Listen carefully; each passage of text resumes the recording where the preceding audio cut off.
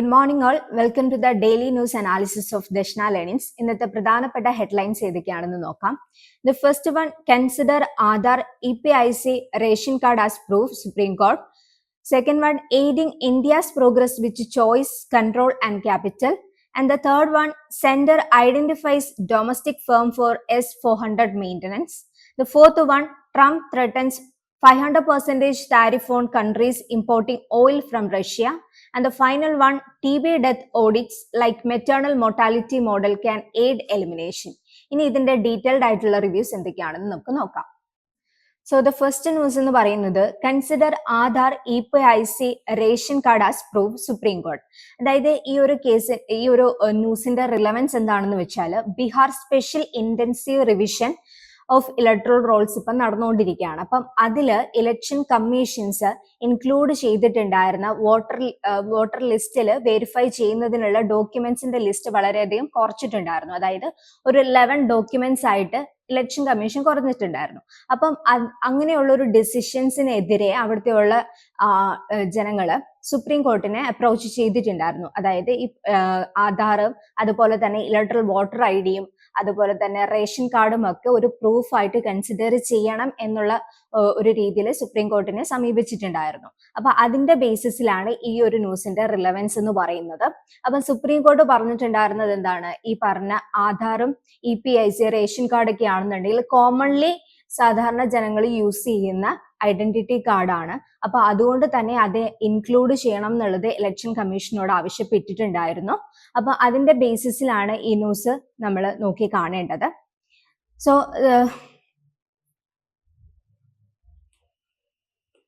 ഇതിന്റെ സമ്മറിയിൽ പറയുന്നത് എന്താന്ന് വെച്ചാൽ, the supreme court has suggested that the election commission should consider Aadhaar, voter ID and ration card as valid document four voter verification. അതായത് നമ്മൾ final ആയിട്ടുള്ള voter list publish ചെയ്യുന്നതിന് മുമ്പാണ് ഇങ്ങനെയുള്ള ഒരു വെരിഫിക്കേഷൻ നടത്തുന്നത്. അപ്പം ലിമിറ്റഡ് ആയിട്ടുള്ള ഒരു ഡോക്യുമെന്റ്സ് ആണ് ഇലക്ഷൻ കമ്മീഷൻ പുറത്തു വിടുന്നതെങ്കിൽ വളരെ കുറച്ച് ആൾക്കാർക്ക് മാത്രമേ അതിൽ ഇൻക്ലൂഡ് ചെയ്യാനായിട്ട് പറ്റുള്ളൂ. അപ്പം സുപ്രീം കോർട്ട് ഇതിനെ ഇടപെട്ടിട്ട് പറഞ്ഞത് എല്ലാ ആളുകൾക്കും വോട്ട് ചെയ്യാനുള്ള ഒരു അവകാശം ഉണ്ട്.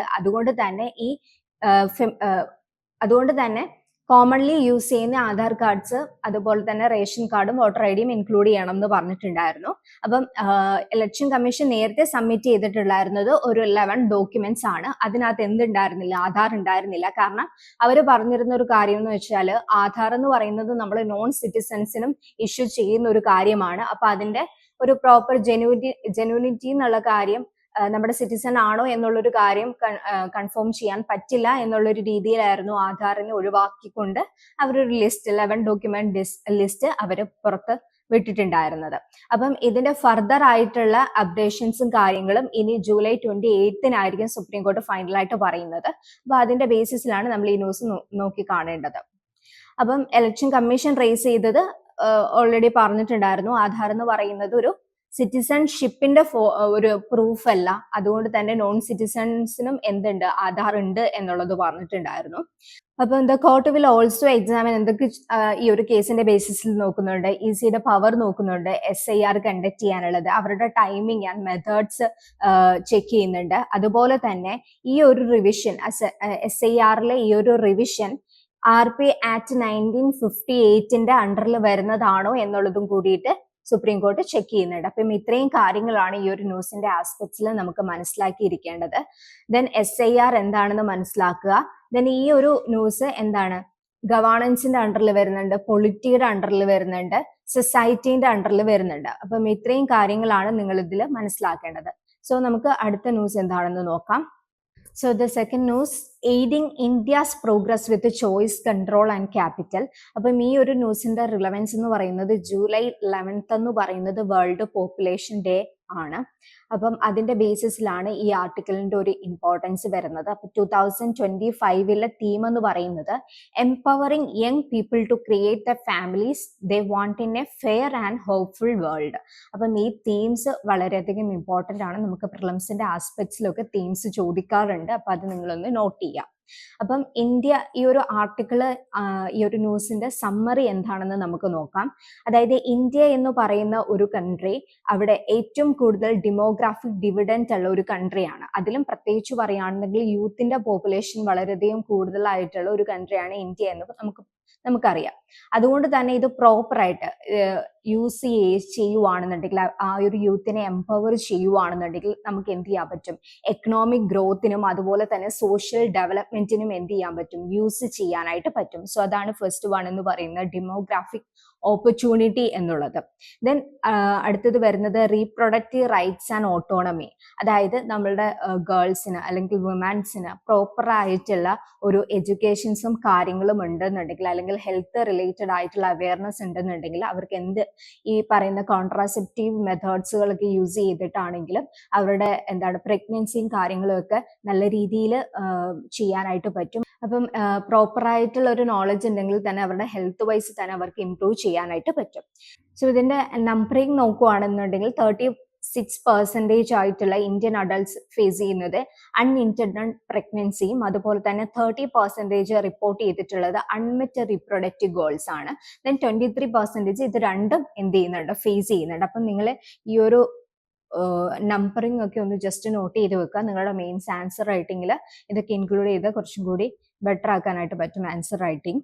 ദെൻ അടുത്തൊരു ഇഷ്യൂ ആണ് child marriage and teenage pregnancy. അതായത് നമുക്ക് നോക്കിക്കഴിഞ്ഞാൽ അറിയാം, ഇന്ത്യയിൽ ഏകദേശം 220 മില്യൺ പീപ്പിൾസ് എന്ത് ചെയ്യുന്നുണ്ട്? ചൈൽഡ് മാരേജ് നടത്തുന്നുണ്ട്. അപ്പൊ അങ്ങനെ ഒരു ചൈൽഡ് മാരേജ് നടത്തുന്നത് വഴി അവർക്ക് പ്രോപ്പർ ആയിട്ടുള്ള എഡ്യൂക്കേഷൻ കിട്ടാതെ വരുന്നുണ്ട്. അതുപോലെ തന്നെ അൺഹെൽത്തി ആയിട്ടുള്ള പ്രഗ്നൻസിയും കാര്യങ്ങളും വരുന്നുണ്ട്. ഹെൽത്ത് വൈസ് അവർ വീക്ക് ആവുന്നുണ്ട്. അപ്പം അങ്ങനെയുള്ള കാര്യങ്ങൾ ഈ പറയുന്ന ഒരു ഇഷ്യൂസ് വരുന്നുണ്ട്. അപ്പം child marriage rate reduce to 23.3% എന്ന് റെഡ്യൂസ് ചെയ്തിട്ടുണ്ട്. പക്ഷെ എന്താണ്, അതും ഈ പറയുന്ന പോലെ 220 മില്യൺ എന്ന് പറയുന്നത് വലിയൊരു റേഷ്യോ തന്നെയാണ്. Okay. Then teenage child bearing among 15 to 19 year old women, it is 70% nationally നമുക്ക് കാണാനായിട്ട് പറ്റും. 15 to 19 ഇയേഴ്സിൽ ഉള്ള വിമൻസ് എന്ത് ചെയ്യുന്നുണ്ട്, അല്ലെങ്കിൽ ഗേൾസ് എന്ത് ചെയ്യുന്നുണ്ട്? ഈ പറയുന്ന ചൈൽഡ് മാരേജിന് ഫോഴ്സ് ചെയ്യപ്പെടുന്നുണ്ട്. അപ്പം significant regional disparity in reproductive health outcomes ഒക്കെ ഈ ഒരു ആസ്പെക്ട്സിൽ വരുന്നുണ്ട്. ഓക്കെ, ഇത്രയുമാണ് നമുക്ക് ഇതിന്റെ ഒരു ഇഷ്യൂസ് എന്നുള്ള രീതിയിൽ നമുക്ക് ഈ ഒരു ആർട്ടിക്കിളിൽ നിന്ന് മനസ്സിലാക്കാൻ പറ്റുന്നത്. അപ്പൊ ഇതിന്റെ ഒരു ചലഞ്ച് എന്തുകൊണ്ടാണ് ഇത് വരുന്നത് എന്നുള്ള ചലഞ്ച് നമുക്ക് നോക്കാം. അതായത് ലിമിറ്റഡ് റീപ്രൊഡക്റ്റീവ് ഓട്ടോണമി. അത് എന്താണെന്ന് വെച്ചാൽ, reproductive autonomy means having the freedom and ability to make informed decision about one's own sexual and reproductive life, including whether and how many children to have, free from coercion, discrimination or violence. അപ്പം ഈ പറയുന്ന ഈ reproductive autonomy, ഈ പറയുന്ന child marriage ഒക്കെ നടക്കുമ്പോൾ ഇവർക്ക് ഈ ബോഡ്ലി ഓട്ടോണമി എന്ന് പറയുന്നത് വളരെ ലിമിറ്റഡ് ആയിരിക്കും. അപ്പൊ അതൊരു ചലഞ്ചാണ്. Then socio cultural barriers and gender inequality വളരെയധികം ഒരു ചലഞ്ച് ഉണ്ടാക്കുന്ന ഒരു ഇഷ്യൂ തന്നെയാണ് ഈ ഡെമോഗ്രാഫിക് ഡിവിഡൻഡില്. Then inadequate access to modern contraceptive and accurate research information, അത് ഓൾറെഡി നമ്മൾ ഡിസ്കസ് ചെയ്ത് കഴിഞ്ഞിട്ടുണ്ടായിരുന്നു. Then low female labour force participation, അത് ഈ ജെൻഡർ ഇൻഇക്വാളിറ്റിയിൽ തന്നെ വരുന്ന ഒരു കാര്യമാണ്. നമ്മുടെ ഫീമെയിൽ ലേബർ ഫോഴ്സ് എന്ന് പറയുന്നത് വളരെയധികം കുറവാണ്. മാരീഡ് ആയിട്ടുള്ള ആളുകൾ, വിമൻസ് വർക്കിംഗ് പോപ്പുലേഷൻ വരുന്നത് വളരെയധികം കുറവാണ്.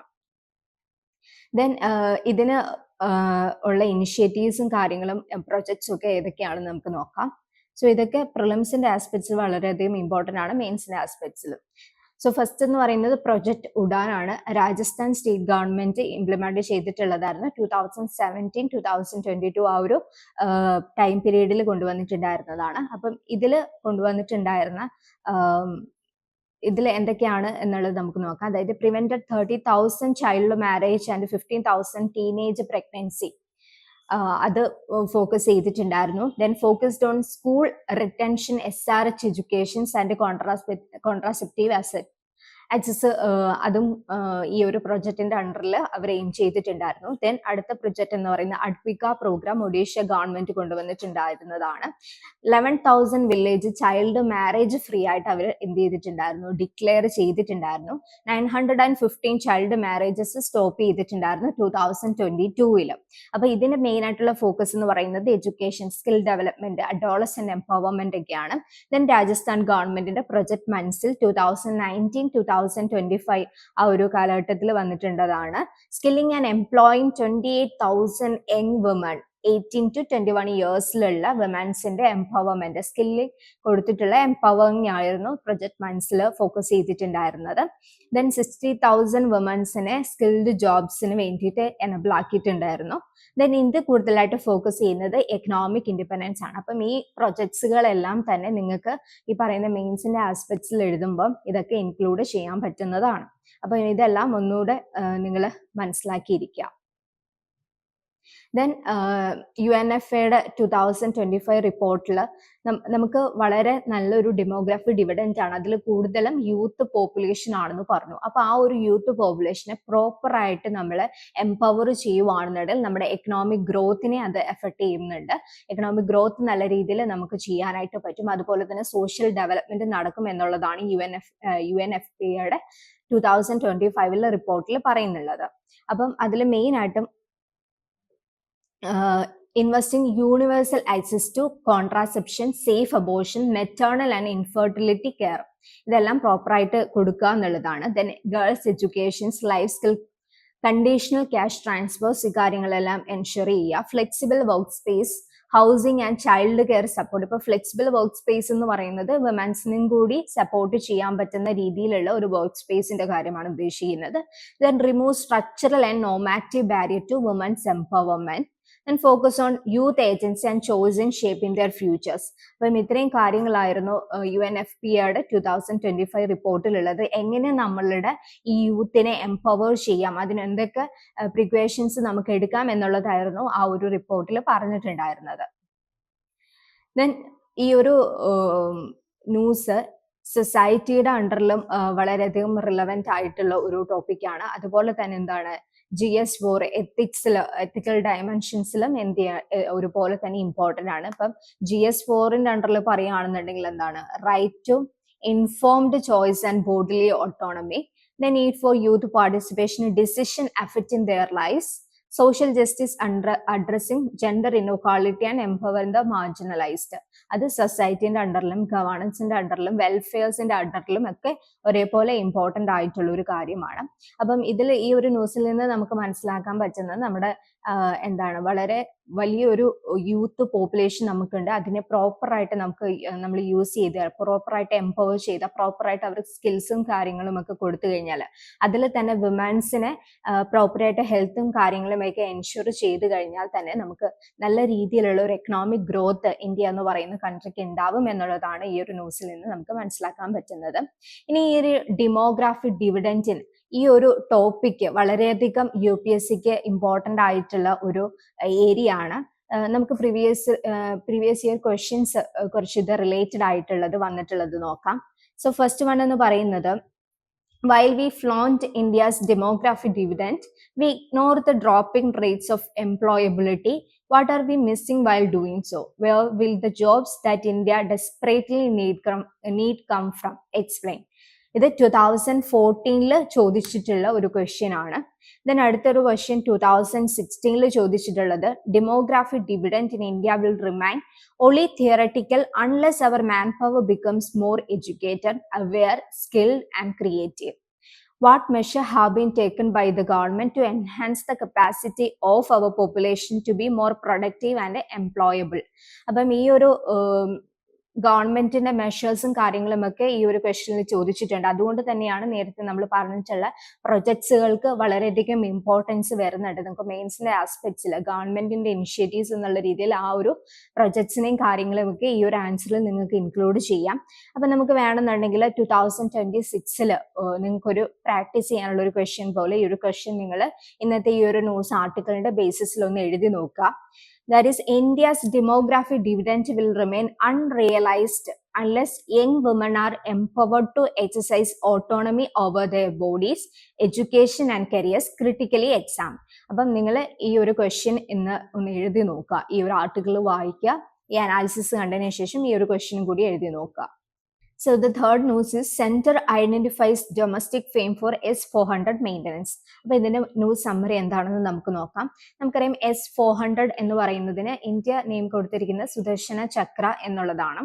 ഓപ്പറേഷൻ സിന്ദൂർ മുതൽ വളരെയധികം ന്യൂസുകളിൽ നമ്മൾ ഡിസ്കസ് ചെയ്യുന്ന ഒരു മിസൈൽ സിസ്റ്റമാണ് S400. അതുകൊണ്ട് തന്നെ നമുക്ക് പ്രിലിംസിന് എക്സ്പെക്ട് ചെയ്യാൻ പറ്റുന്ന ഒരു ഏരിയ ആണ് S400 എന്ന് പറയുന്നത്. ഇതിനു മുമ്പും രാജ്നാഥ് സിംഗ് റഷ്യയിലേക്കുള്ള ഒരു റഷ്യയുമായിട്ടുള്ള ഒരു ഡിസ്കഷനിൽ പറഞ്ഞിട്ടുണ്ടായിരുന്നു, പെട്ടെന്ന് തന്നെ ബാക്കിയുള്ള 5 യൂണിറ്റുകളാണ് നമ്മൾ റഷ്യയിൽ നിന്ന് ഓർഡർ ചെയ്തിട്ടുണ്ടായിരുന്നു. അതിൽ 3 ഡെലിവറി ചെയ്തിട്ടുണ്ടായിരുന്നു. ബാക്കി 2 എത്രയും പെട്ടെന്ന് തന്നെ റഷ്യ ഡെലിവറി ചെയ്യും എന്നുള്ളത് രാജ്നാഥ് സിംഗ് ഒരു ന്യൂസിൽ ഈ അടുത്ത് നമ്മൾ തന്നെ അത് ഡിസ്കസ് ചെയ്തിട്ടുണ്ടായിരുന്നു. ഓക്കെ, അപ്പം ഈ ഒരു ന്യൂസ് എന്താണ് പറയുന്നത് നോക്കാം. India to establish a maintenance, repair and overhaul facility for the S400 time air defence system. ഇതെന്താണ്, ഒരു എയർ ഡിഫൻസ് സിസ്റ്റം ആണ് അല്ലെ. നമുക്ക് അറിയാൻ പറ്റുമായിരുന്നു ഓപ്പറേഷൻ സിന്ദൂറിന്റെ ടൈമിൽ ഇതിന്റെ ഒരു ഇമ്പോർട്ടൻസ് എത്രമാത്രമായിരുന്നു എന്നുള്ളത് നമുക്ക് ആ ഒരു ന്യൂസുകളിൽ നിന്നൊക്കെ മനസ്സിലാക്കാൻ പറ്റിയായിരുന്നു. Then move isolated after operation Sindoor and increased threat perceptions. Okay, then ഇതിന്റെ കീ ഹൈലൈറ്റ്സ് എന്തൊക്കെയാണെന്ന് നമുക്ക് നോക്കാം.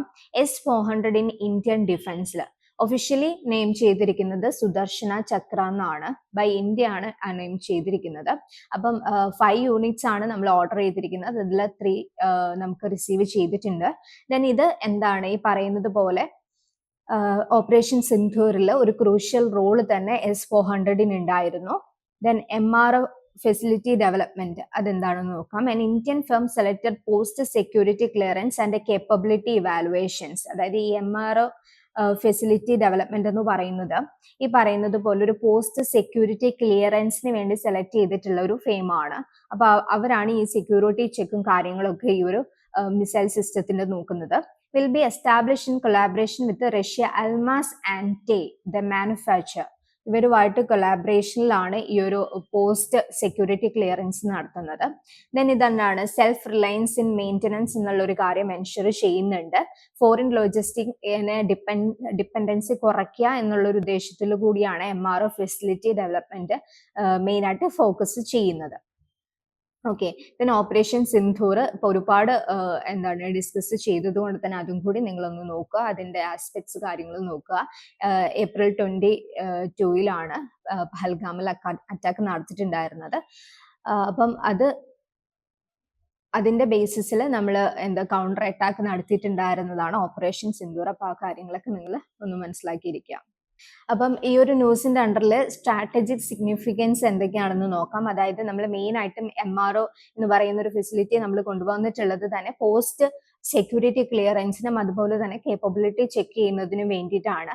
അപ്പം അത് ഫോറിൻ കൺട്രീസിനെ ഡിപ്പെൻഡൻസി കുറയ്ക്കുക എന്നുള്ളതായിരുന്നു നമ്മളുടെ ഉദ്ദേശം. അതാണ് ഇൻഡൈജനൈസേഷൻ ആൻഡ് സെൽഫ് റിലയൻസ്. അതായത് നമ്മുടെ ആത്മനിർഭർ ഭാരത് അല്ലെങ്കിൽ മേക്കിംഗ് ഇന്ത്യ ഇൻ ഡിഫൻസ് അതിനെ സപ്പോർട്ട് ചെയ്യാൻ വേണ്ടിയിട്ടാണ് നമ്മൾ അങ്ങനത്തെ ഒരു കാര്യം കൊണ്ടുവന്നിട്ടുള്ളത്. അതുപോലെ തന്നെ reduces impact of sanctions and supply chain disruptions, then strengthening defence preparedness. അങ്ങനത്തെയുള്ള സെക്യൂരിറ്റി കാര്യങ്ങൾ ചെക്ക് ചെയ്യുമ്പോൾ, കേപ്പബിലിറ്റി ചെക്ക് ചെയ്യുമ്പോൾ തന്നെ നമ്മുടെ ഡിഫൻസിനെ ഒന്ന് പ്രിപ്പയർനെസ്സിനെ ഒന്ന് സ്ട്രെങ്തനിങ് ചെയ്യുന്നതിന് വേണ്ടിയിട്ടാണ് ഇങ്ങനത്തുള്ള കാര്യങ്ങൾ ചെയ്യുന്നത്. Then boost to India Russia defence ties. അതൊന്നും കൂടി തന്നെ അവിടുത്തെ ആ ഒരു മാനുഫാക്ചറിങ് കമ്പനി ഫേമുമായിട്ടാണ് നമ്മൾ എന്ത് ചെയ്യുന്നത്, കൊളാബറേറ്റ് ചെയ്തിട്ട് ഈ ഒരു സെക്യൂരിറ്റി ചെക്ക് നടത്തുന്നത്. അപ്പൊ ആ ഒരു ഇന്ത്യ റഷ്യ ഡിഫൻസ് ടൈസിനെ ഒന്നുകൂടി ബൂസ്റ്റ് ചെയ്യാനായിട്ടൊക്കെ ഹെൽപ്പ് ചെയ്യുന്നുണ്ട്. ഓക്കെ, അപ്പം ഈ പറഞ്ഞ S400 എന്ന് പറയുന്നത് പ്രിലിംസിന്റെ ആസ്പെക്ട്സിൽ കുറച്ചും കൂടി ഇമ്പോർട്ടന്റ് ആയിട്ടുള്ള ഒരു ഏരിയ തന്നെയാണ്. ഒരുപാട് ന്യൂസുകളിൽ നമ്മളിപ്പോൾ ഡിസ്കസ് ചെയ്യുന്നത് കൊണ്ട് തന്നെ നമുക്ക് ആ ഒരു ക്വസ്റ്റ്യൻ നമുക്ക് എക്സ്പെക്ട് ചെയ്യാം. ഇപ്പം ഇങ്ങനെയുള്ള ഈ പറയുന്ന മിസൈൽ സിസ്റ്റം അല്ലെങ്കിൽ ഡിഫൻസ് സിസ്റ്റം എന്നൊക്കെ ഒരുപാട് നമ്മുടെ പ്രിലിംസ് ക്വസ്റ്റ്യൻസിൽ വന്നിട്ടുണ്ട്. അങ്ങനെയുള്ള കുറച്ച് ക്വസ്റ്റ്യൻസ് നമുക്കൊന്ന് നോക്കാം. So what is terminal high altitude area defence sometimes in the news 2018 ചോദിച്ച ഒരു ക്വസ്റ്റ്യൻ ആണ്.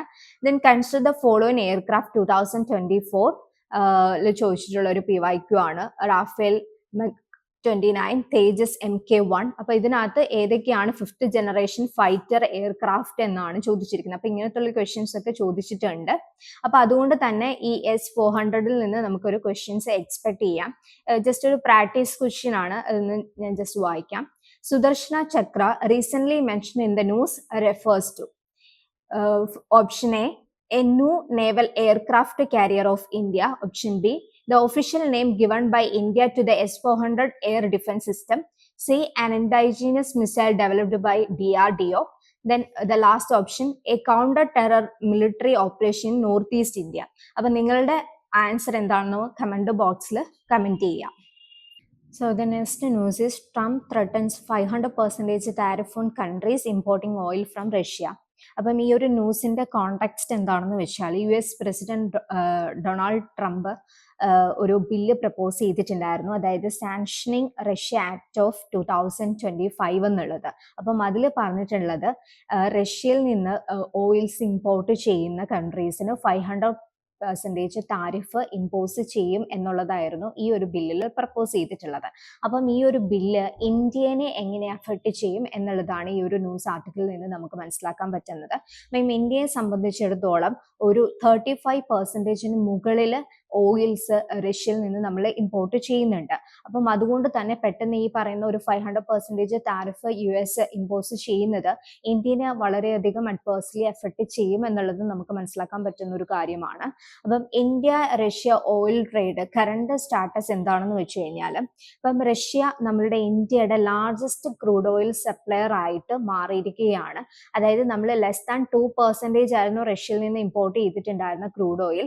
അത് 2022 നിന്ന് 2015 ഫിനാൻഷ്യൽ ഇയർ 2025 എത്തി നിൽക്കുമ്പോൾ അറൌണ്ട് 35% മുകളിൽ, അതായത് ഓൾമോസ്റ്റ് ഒരു 40%, നിയർലി 40%ഓളം ആയിട്ടുണ്ട് ആ ഒരു ക്രൂഡ് ഓയിൽ ഇമ്പോർട്ട് എന്ന് പറയുന്നത്. അപ്പം അത്രത്തോളം ഒരു വലിയ രീതിയിലുള്ള ഇമ്പോർട്ടാണ് നമ്മൾ റഷ്യയിൽ നിന്ന് നടത്തുന്നത്. അതുകൊണ്ട് തന്നെ ഈ ഒരു 500% താരിഫ് US ഇമ്പോസ് ചെയ്യുമ്പോൾ അത് ഇന്ത്യനെ എക്കണോമിക് റിലേറ്റഡ് ആയിട്ട് ഒരുപാട് പ്രശ്നങ്ങൾ ഉണ്ടാക്കും എന്നുള്ളത് നമുക്ക് മനസ്സിലാക്കാൻ പറ്റും.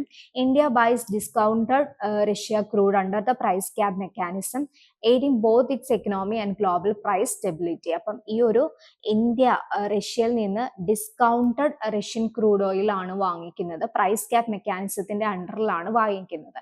അപ്പൊ ഈ ഒരു കാര്യങ്ങൾ കൂടി നിങ്ങൾ മനസ്സിലാക്കുക.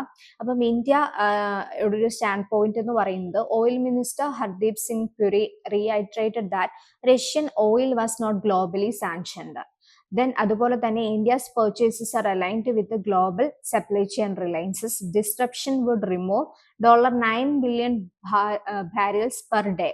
അപ്പം ഈ ഒരു കാര്യം വരുന്നത് കൊണ്ട് തന്നെ എന്ത് ചെയ്യുന്നുണ്ട്, പ്രൈസസിന് ബാക്കിയുള്ള പ്രൈസസിനെയും അത് അഫക്ട് ചെയ്യും, ഒരു പ്രൈസ് സർജ് ഉണ്ടാവും എന്നുള്ള കാര്യമാണ് ഇന്ത്യയുടെ ഒരു ഇതിൽ നിന്ന് എക്കണോമിക് ആസ്പെക്ട്സിൽ നമുക്ക് മനസ്സിലാക്കാൻ പറ്റുന്നത്.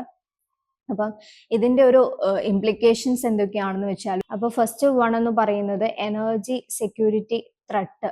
അതായത് നമ്മൾ പെട്ടെന്ന് ഈ പറയുന്ന റഷ്യൻ ക്രൂഡ് ഓയിൽ സ്റ്റോപ്പ് ചെയ്യുവാണെന്നുണ്ടെങ്കിൽ അത് ഇന്ത്യയുടെ ഓയിൽ സപ്ലൈസിന് ഒരു പ്രഷറായിട്ട് മാറും. അതുപോലെ തന്നെ ഒരു എക്കണോമിക് ഇമ്പാക്റ്റ് ഉണ്ടാവും. ബാക്കിയുള്ള പ്രൈസസിനെല്ലാം തന്നെ ബാക്കിയുള്ള ഗുഡ്സിനും കമോഡിറ്റീസിനും എല്ലാം പ്രൈസസ് കൂടും, ഓയിലിന്റെ പ്രൈസ് കൂടും, അതുപോലെ തന്നെ ഇമ്പോർട്ട് ബില്ല് കൂടും, ട്രേഡ് ഡെഫിസിറ്റ് കൂടും, ദെൻ കറണ്ട് അക്കൗണ്ട് ഡെഫിസിറ്റ് അല്ലെങ്കിൽ കാഡ് എന്ത് ചെയ്യും, അതും കൂടാനായിട്ടുള്ള ചാൻസസ് ഉണ്ട്. അതാണ് നമ്മുടെ എക്കണോമിക് ആസ്പെക്ട്സിൽ അത് നമ്മൾ മനസ്സിലാക്കിയിരിക്കുക. ഒരു സ്ട്രാറ്റജിക് ഓട്ടോണമി ഡിലെമ ഉണ്ടാവും. അതുപോലെ തന്നെ ഒരു ഡിപ്ലോമാറ്റിക് ചലഞ്ച് ഉണ്ടാവും. അതായത് നമ്മൾ ഈ പറയുന്ന പോലെ റഷ്യയുമായിട്ടുള്ള ഒരു നല്ല ടൈസിലാണ് ഇപ്പോൾ പോകുന്നത്. അപ്പൊ പെട്ടെന്ന് നമ്മൾ ക്രൂഡ് ഓയിൽ അവിടുന്ന് കുറയ്ക്കുവാണെന്നുണ്ടെങ്കിൽ അവരുമായിട്ടുള്ള ഒരു ടൈസിൽ ഉണ്ടാവുന്ന പ്രശ്നങ്ങൾ ഉണ്ടാവും. അതുപോലെ തന്നെ നമുക്ക് എന്ത് ചെയ്യുന്നുണ്ട്, US-ഉമായിട്ടൊരു നല്ല ഡിപ്ലോമാറ്റിക് റിലേഷൻഷിപ്പ് ഉണ്ട്. അപ്പൊ നമുക്ക് രണ്ട് ഒരു ബാലൻസ്ഡ് ആയിട്ടുള്ള രീതിയിൽ കൊണ്ടുപോകേണ്ടതായിട്ടുള്ള ഒരു ഡിപ്ലോമാറ്റിക് ചലഞ്ച് ഈ ഒരു കേസിൽ ഇന്ത്യക്ക് ഫേസ് ചെയ്യേണ്ടതായിട്ട് വരുന്നുണ്ട്. ദെൻ ഈ ഒരു ന്യൂസ് ആർട്ടിക്കിള് നമുക്കറിയാം GS2 ഇന്റർനാഷണൽ റിലേഷൻസിന്റെ ആസ്പെക്ട്സിൽ വളരെയധികം ഇമ്പോർട്ടൻ്റ് ആണ്. അതുപോലെ തന്നെ എക്കണോമിയുടെ ആസ്പെക്ട്സിലാണെങ്കിലും ഈ പറയുന്ന ക്രൂഡ് ഓയിൽ സപ്ലൈസ് കുറയുന്നത് വഴി അല്ലെങ്കിൽ റഷ്യയിൽ നിന്നുള്ള ക്രൂഡ് ഓയിൽ ഇമ്പോർട്ട് നമ്മൾ കുറയ്ക്കുന്നത് വഴി അത് ബാക്കിയുള്ള കമ്മോഡിറ്റീസിന്റെ പ്രൈസസിനെ എങ്ങനെ അഫക്റ്റ് ചെയ്യും എന്നുള്ളതൊക്കെ എക്കണോമിക് ആസ്പെക്ട് ആസ്പെക്ട്സിൽ നമ്മൾ മനസ്സിലാക്കിയിരിക്കേണ്ട കാര്യമാണ്. ഇനി ഇതിന് ഒരു വേ ഫോർവേഡ് ആയിട്ട് അല്ലെങ്കിൽ ഇതിന്റെ ഒരു സൊല്യൂഷൻ പോലെ നമുക്ക് ചെയ്യാൻ പറ്റുന്നത് ഡൈവേഴ്സിഫൈ എനർജി സോഴ്സസ്. അതായത് നമ്മൾ എന്ത് ചെയ്യുക, ഗൾഫ് കൺട്രീസ് അല്ലെങ്കിൽ US, ലാറ്റിൻ അമേരിക്കൻ സപ്ലൈസിനെ കൂടി എന്ത് ചെയ്യുക, എൻഗേജ്മെന്റ്സ് കൂട്ടുക. അതുപോലെ തന്നെ റിന്യൂവബിൾ എനർജീസിന്റെ യൂസസ് കൂട്ടുക. അതുപോലെ തന്നെ സ്ട്രെങ്തനിങ് ഡിപ്ലോമാറ്റിക് എൻഗേജ്മെന്റ്, അതായത് നമ്മൾ US ലോ മേക്കേഴ്സുമായിട്ട് പ്രോപ്പറായിട്ട് ഡിസ്കഷൻസും കാര്യങ്ങളും എല്ലാം നടത്തി ഈ ടാക്സ് എക്സംഷൻസും കാര്യങ്ങളും ഒക്കെ ഇന്ത്യക്ക് അലോ ചെയ്ത് കിട്ടുമോ എന്നുള്ള കാര്യങ്ങൾ കൂടി നമ്മൾ നോക്കിക്കാണേണ്ടതായിട്ടുണ്ട്. അതുപോലെ തന്നെ പുഷ് ഫോർ മൾട്ടിലാറ്ററൽ ഡയലോഗ്, അതായത് promote rule based multilateral energy corporation framework that safe guard global south interest. അപ്പം ഗ്ലോബൽ സൗത്ത് ഇൻട്രസ്റ്റിന് സേഫ് ഗാർഡ് ചെയ്യാൻ പറ്റുന്ന രീതിയിലുള്ള മൾട്ടിലാറ്ററൽ ഡയലോഗ്സിൽ എന്ത് ചെയ്യുക, കോൺസെൻട്രേറ്റ് ചെയ്യുക. എൻഹാൻസ് ഡൊമസ്റ്റിക് പ്രൊഡക്ഷൻ, നമ്മുടെ ഡൊമസ്റ്റിക് പ്രൊഡക്ഷനെ എൻഹാൻസ് ചെയ്യുക. റിന്യൂവബിൾ എനർജീസിനെ ഫോക്കസ് ചെയ്യുക. അതുപോലെ തന്നെ ONGCയിലും HPCL പ്രൊജക്ട്സിലും ഒക്കെ കൂടുതൽ ഇൻവെസ്റ്റ്മെന്റ് നടത്തുക, റിസർച്ച് നടത്തുക. ഇതൊക്കെയാണ് നമുക്ക് ഈ ഒരു ക്രൈസിസിനെ ഓവർകം ചെയ്യാനായിട്ട് പറ്റുന്ന വഴികൾ എന്ന് പറയുന്നത്. സോ ദ ലാസ്റ്റ് ന്യൂസ് എന്ന് പറയുന്നത് TB death audits like maternal mortality model can aid elimination. അപ്പം ഇതിന്റെ ന്യൂസ് സമ്മറി നമുക്ക് നോക്കാം. ഈ ഒരു ന്യൂസിന്റെ കോണ്ടെക്സ്റ്റ് എന്താണെന്ന് വെച്ചാൽ ഇന്ത്യയിൽ 800 to 900 TB ഡെത്ത് ആണ് ഡെയിലി നടക്കുന്നത്. അതും ഏജ് ഗ്രൂപ്പ് എന്ന് പറയുന്നത് 25 to 55 ഇയേഴ്സിന് ഇടയ്ക്കുള്ള ഒരു ഏജ് ഗ്രൂപ്പിന്റെ 800 to 900 TB ഡെത്ത് ആണ് നടക്കുന്നത്. എന്തുമാത്രം സിവിയർ ആയിട്ടുള്ള ഒരു കോസ് ആണ് ഈ TB മൂലം ഉണ്ടാകുന്നുള്ളത് നമുക്ക് ഈ ഒരു നമ്പറിൽ നിന്ന് തന്നെ നമുക്ക് എന്ത് ചെയ്യാൻ പറ്റും, മനസ്സിലാക്കാൻ പറ്റുന്നതാണ്. അതുപോലെ TB മോർട്ടാലിറ്റി 35 നിന്ന് 22 എന്ത് ചെയ്തിട്ടുണ്ട്, കുറഞ്ഞിട്ടുണ്ട്. അത് പെർ 10 lakhിലാണ് ഈ ഒരു TB മോർട്ടാലിറ്റി 1 lakhിലാണ് ഈ ഒരു TB മോർട്ടാലിറ്റി റേറ്റ് കുറഞ്ഞിട്ടുള്ളത്. പക്ഷേ ഇത് എപ്പോഴും remain above the end TB or STG ടാർഗറ്റിന് എബോവ് തന്നെയാണ്. ഇപ്പൊ കുറഞ്ഞ 35 നിന്ന് 22 കുറഞ്ഞിട്ടുണ്ടെങ്കിലും പക്ഷേ ഈ എൻഡ് TB അല്ലെങ്കിൽ STG ടാർഗറ്റിനെ കാട്ടിൽ ഇപ്പോഴും മുകളിൽ തന്നെയാണ് ഈ ഒരു റേറ്റ് എന്ന് പറയുന്നത്. അതുപോലെ തന്നെ ഈ ഒരു ന്യൂസ് ആർട്ടിക്കിളിന്റെ ആസ്പെക്റ്റിൽ നമ്മൾ TB ഡെത്ത് ഓഡിറ്റ് എന്താണെന്ന് കൂടി മനസ്സിലാക്കുക. അപ്പം TB ഡെത്ത് ഓഡിറ്റ് എന്ന് പറയുന്നത് ഒരു ഡീറ്റെയിൽഡ് ആയിട്ടുള്ള ഡിസ്ട്രിക്ട് ലെവലിലുള്ള റിവ്യൂ ആണ്. അതായത് ഓരോ TB മൂലം ഉണ്ടാവുന്ന മരണത്തിന്റെയും ഡീറ്റെയിൽഡ് ആയിട്ടുള്ള റിവ്യൂ ഡിസ്ട്രിക്ട് ലെവലിൽ നടത്തുന്നതിനെയാണ് TB ഡെത്ത് ഓഡിറ്റ് എന്ന് പറയുന്നത്. അപ്പം ഇതിനകത്ത് ഉള്ള ഈ ഒരു പാനലിലുള്ള ആൾക്കാരെന്ന് പറയുന്നത് ഡിസ്ട്രിക്ട് കളക്ടർ ഉണ്ടാവും, അല്ലെങ്കിൽ ഒരു പബ്ലിക് ഹെൽത്ത് ഇൻസ്റ്റിറ്റ്യൂട്ട് അല്ലെങ്കിൽ മെഡിക്കൽ കോളേജ് ഇൻവോൾവ് ആയിരിക്കും. അപ്പൊ ഈ TB ഡെത്ത് ഓഡിറ്റ് എന്താണെന്നുള്ള കാര്യം നമുക്ക് പ്രിലിംസിന്റെ ആസ്പെക്ട്സിൽ ഒന്ന് നിങ്ങൾ മനസ്സിലാക്കിയിരിക്കുക.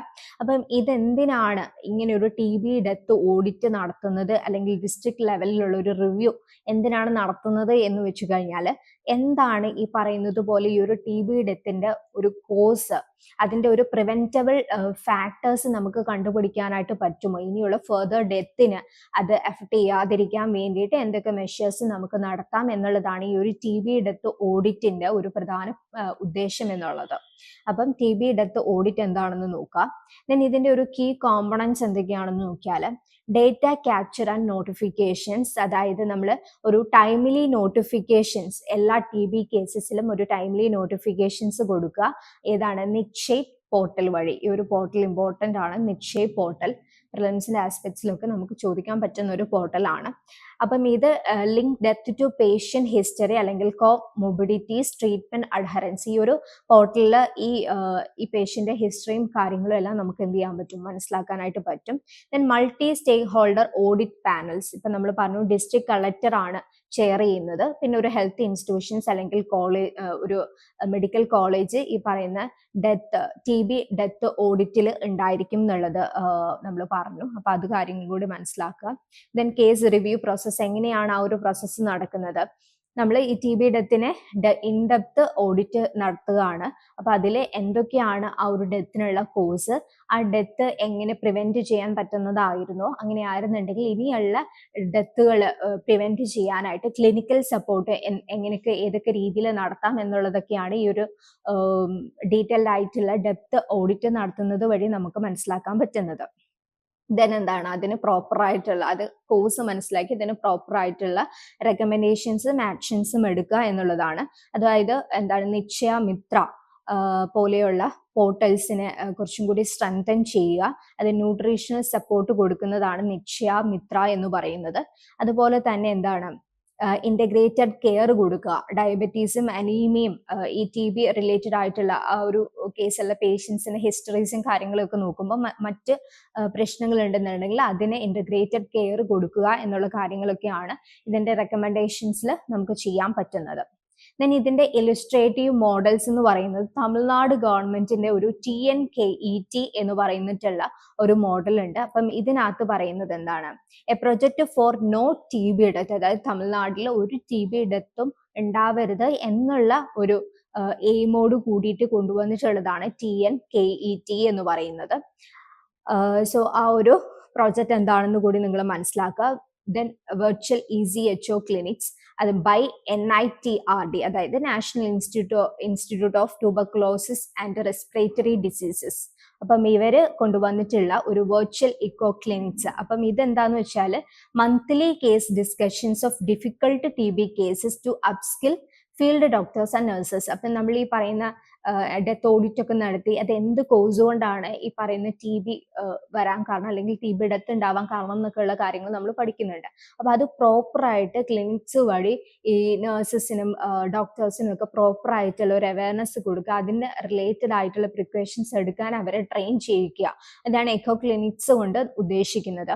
അപ്പം ഇതിലുള്ള ഇങ്ങനത്തെയുള്ള മോഡൽസ് നമ്മൾ പല സ്റ്റേറ്റ് ഗവൺമെന്റിന്റെ ഭാഗത്തു നിന്നും സെൻട്രൽ ഗവൺമെന്റ്സിന്റെ ഭാഗത്തു നിന്നും ഉണ്ടായാലും കുറച്ച് ചാലഞ്ചസുകൾ ഈ ഒരു ഇത് ഇംപ്ലിമെന്റ് ചെയ്യുന്നതിലുണ്ട്. സോ അത് എന്താണെന്ന് നമുക്ക് നോക്കാം. That is incomplete case notification especially from private providers. Case അതായത് പ്രോപ്പർ ആയിട്ടുള്ള കേസ് നോട്ടിഫൈ ചെയ്യാത്തത്, TB ഡെത്ത് നോട്ടിഫൈ ചെയ്യാത്തതെല്ലാം ഇതിന്റെ ഒരു ചലഞ്ച് ആണ്. എങ്കിൽ മാത്രമേ നമുക്ക് ആ ഒരു കോഴ്സ് ആ ഒരു ഏരിയയിലുള്ള TBയുടെ കോഴ്സും കാര്യങ്ങളൊക്കെ നമുക്ക് മനസ്സിലാക്കാൻ പറ്റുള്ളൂ. Variable capacity of district health missionary and data analysis expertise, അതായത് ഈ പറയുന്ന ഡിസ്ട്രിക്ട് ലെവലിലുള്ള ഹെൽത്ത് മെഷീനറീസിന്റെ പ്രോപ്പർ ആയിട്ടുള്ള ഒരു എന്താണ് പ്രോപ്പർ ഒരു ടേക്ക് കെയർ അതിനകത്ത് കൊടുക്കാത്തതും എന്തെയാണ് ഇതിന്റെ ഒരു ചലഞ്ചാണ്. അതുപോലെ ensuring participation of non programme bodies in audit. ഇപ്പൊ നമ്മൾ പറഞ്ഞ ഓഡിറ്റിൽ ആരൊക്കെയാണുള്ളത്, ഡിസ്ട്രിക്ട് കളക്ടറും അതുപോലെ തന്നെ ഒരു മെഡിക്കൽ കോളേജും ഹെൽത്ത് ഇൻസ്റ്റിറ്റ്യൂഷനും ആയിരിക്കും ഉള്ളത്. അപ്പൊ ഒരു നോൺ പ്രോഗ്രാം ബോഡീസ് ഇല്ലാത്തതും ഈ ഒരു ഓഡിറ്റിന്റെ എന്താണ് നല്ല രീതിയിലുള്ള കണ്ടക്റ്റിനെ എഫക്ട് ചെയ്യും എന്നുള്ളതാണ് പറയുന്നത്. So the last one, logistic of delivering nutrition and diagnostic in remote areas, അതായത് ഈ പറയുന്ന റിമോട്ട് ഏരിയാസിൽ ന്യൂട്രീഷൻസ് പ്രൊവൈഡ് ചെയ്യുന്നതിലും അതുപോലെ തന്നെ അത് TB ഡയഗ്നോസ് ചെയ്യുന്നതിലുമുള്ള ഒരു ലോജിസ്റ്റിക്കൽ ആയിട്ടുള്ള ഒരു ഡിസഡ്വാൻറ്റേജിന്റെ കാര്യം ഇതിൽ ഒരു ചലഞ്ച് ആയിട്ട് നമുക്ക് പറയാനായിട്ട് പറ്റും. സോ ഇത് മെയിൻസിന്റെ ആസ്പെക്ട്സിൽ നോക്കുകയാണെന്നുണ്ടെങ്കിൽ എന്താണ്, GS2 health governance and policies ഇതിൽ ഇമ്പോർട്ടൻ്റ് ആണ്. അപ്പം NTP strategies, right to health, role of centres and state, അത് മനസ്സിലാക്കുക. സെൻട്രലിന്റെ ഇപ്പൊ തമിഴ്നാട് ഗവൺമെന്റിന്റെ ഒരു ഇനിഷ്യേറ്റീവ് നമ്മൾ പറഞ്ഞു, അതുപോലെ തന്നെ സെൻട്രൽ ഗവൺമെന്റിന്റെ ഇനിഷ്യേറ്റീവ് നമ്മൾ പറഞ്ഞു. അപ്പൊ ഈ കാര്യങ്ങളൊക്കെ നിങ്ങൾ നല്ല രീതിയിൽ മനസ്സിലാക്കുക. GS3, അതായത് GS3 വരുമ്പോൾ എന്താണ്, സോഷ്യൽ സെക്ടർ ആൻഡ് വൾണറബിൾ സെക്ഷൻസിൽ അണ്ടറിലാണ് വരുന്നത്. Diseases burden, SDGs, public health infrastructure, technology in health care, ഈ കാര്യങ്ങളെല്ലാം ഫോക്കസ് ചെയ്ത് നോക്കുക. പിന്നെ എത്തിക്സിൽ വരുമ്പോൾ എന്താണ്, accountability, transparency, compassionate care, duty of public servants, ഈ കാര്യങ്ങളെല്ലാം അതിൽ വരുന്നുണ്ട്. അപ്പൊ ഇതിൽ നിന്ന് നമുക്കൊരു റെക്കമെൻഡേഷൻസ് ഈ ഒരു ആർട്ടിക്കിളിൽ നിന്ന് നമുക്ക് മനസ്സിലാക്കാൻ പറ്റുന്ന എന്താണ്, TB ഡെത്ത് ഓഡിറ്റ്സ് ഡിസ്ട്രിക്ട് ലെവലിൽ മാൻഡേറ്റ് ചെയ്യുക. അതുപോലെ തന്നെ scale WHO approval, AI x-ray screening and 100% upfront molecular testing, proper ആയിട്ടുള്ള ടെസ്റ്റിംഗ് എൻഷുർ ചെയ്യുക. ദെൻ സ്ട്രെങ്തൻ നിശ്ചയ മിത്ര, അതായത് പ്രോപ്പർ ആയിട്ട് ഈ ഒരു എന്താണ് പേഷ്യൻസിന്റെ ഡീറ്റെയിൽസ് അതിൽ എൻറോൾ ചെയ്തിട്ട് അവർക്ക് വേണ്ട ന്യൂട്രീഷൻസ് കൊടുക്കുക. അതുപോലെ തന്നെ അവർക്ക് മറ്റ് രോഗങ്ങളുണ്ടെങ്കിൽ അതുമായിട്ട് ഇന്റഗ്രേറ്റ് ചെയ്തിട്ടുള്ള ഇന്റഗ്രേറ്റഡ് കെയർ കൊടുക്കുക എന്നുള്ള കാര്യങ്ങളൊക്കെയാണ് നമുക്ക് റെക്കമെൻഡ് ചെയ്യാൻ പറ്റുന്നത്. Then integrate TB and non communicable disease service, അതാണ് ഇന്റഗ്രേറ്റഡ് കെയർ എന്ന് പറഞ്ഞിട്ടുണ്ടായിരുന്നത്. അതായത് ഇപ്പം ഡയബറ്റീസ്, അനീമിയ പോലെയുള്ള കാര്യങ്ങൾ എഫക്ട് ചെയ്യുന്ന പേഷ്യൻസ് ആണെങ്കിൽ അതിനും കൂടിയിട്ടുള്ള കെയർസ് കൊടുക്കുക. Then periodic public reporting of district wise TB mortality indicators to posted accountability. ആ പറയുന്ന പോലെ ഇതിന്റെ ഒരു ചലഞ്ച് ആയിട്ട് നമ്മൾ പറഞ്ഞിട്ടുണ്ടായിരുന്നല്ലേ, ഈ കേസ് നോട്ടിഫൈ ചെയ്യാത്തതും പ്രോപ്പറായിട്ട് അത് മാനേജ് ചെയ്യാത്തതും ഒരു ഡിസഡ്വാൻറ്റേജ് ആണ്, ചലഞ്ച് ആണെന്ന് പറഞ്ഞിരുന്നു. അപ്പൊ അത് പ്രോപ്പർ ആയിട്ട് ഡിസ്ട്രിക്ട് ലെവലിൽ നിന്നുള്ള കേസിന്റെ നോട്ടിഫിക്കേഷൻസ് പ്രോപ്പർ ആയിട്ട് നടത്തുക, അതിന്റെ കോസ് ഐഡന്റിഫൈ ചെയ്യുക, ഇതൊക്കെയാണ് നമുക്ക് ചെയ്യാൻ പറ്റുന്ന റെക്കമെൻഡേഷൻസ് എന്ന് പറയുന്നത്.